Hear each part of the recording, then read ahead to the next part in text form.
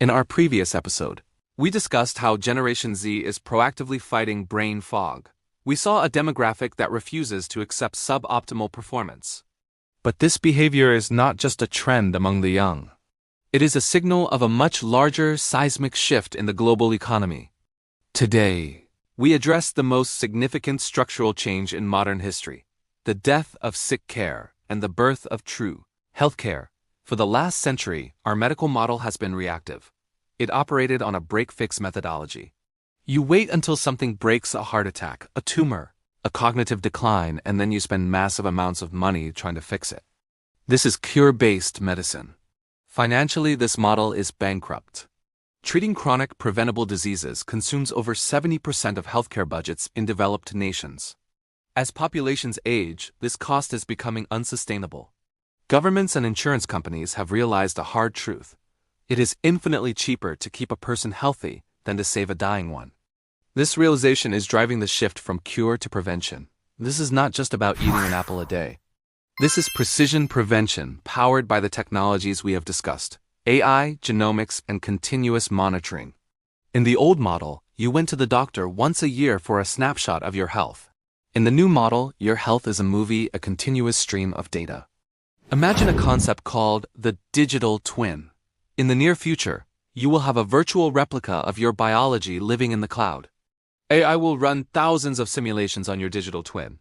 It might say, based on your current sleep patterns and blood markers, you have an 80% chance of developing cognitive decline in 10 years. Then, it prescribes the intervention now. It doesn't give you a pill to cure Alzheimer's in 2036. It gives you a nutrition and lifestyle protocol to prevent it in 2026. This shifts the entire business model of the industry. Sick care relies on volume. It needs patients to fill hospital beds.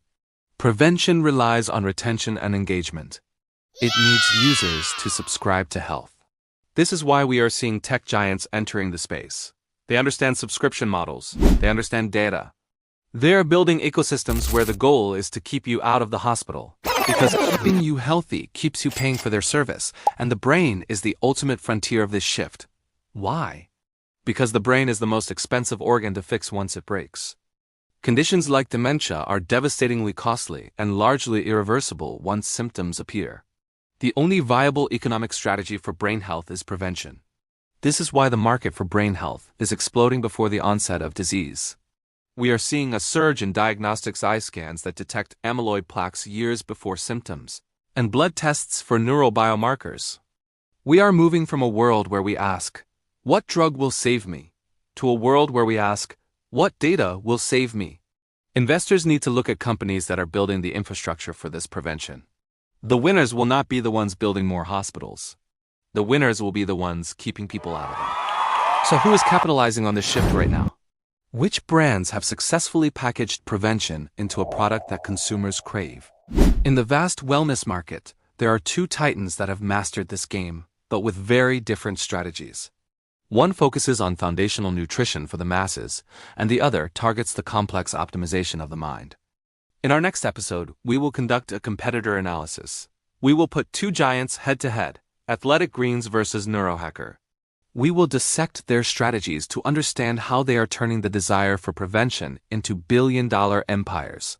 The future is not about fixing the broken. It is about optimizing the whole. See you in the next analysis.